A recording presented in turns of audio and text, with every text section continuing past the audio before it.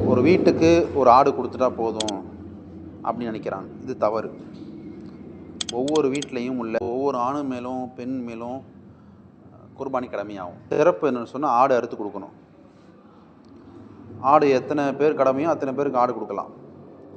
ஆடு கொடுக்க முடியல அப்படின்னு சொன்னால் நம்ம கூட்டு குர்பானில் சேர்ந்துக்கணும்.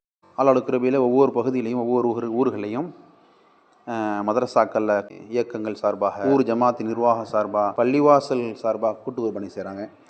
இவங்களிடத்துல நீங்கள் என்ன செய்யுங்க, உங்கள் கூட்டு குர்பானியை சேர்ந்து கொள்ளுங்கள். நம்மளுடைய ரஹ்மானியா ட்ரஸ்ட் சென்னை மண்ணடியில் இருக்குது.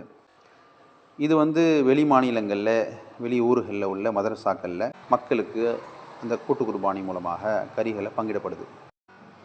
இந்த 1700 மாஷா அல்லாஹ் நீங்கள் பணம் செலுத்தி உங்களுடைய கூட்டு குர்பானியில் நீங்கள் பங்கெடுத்துக்கலாம். இன்ஷா அல்லாஹ் முழுமையான நன்மை சேரும்.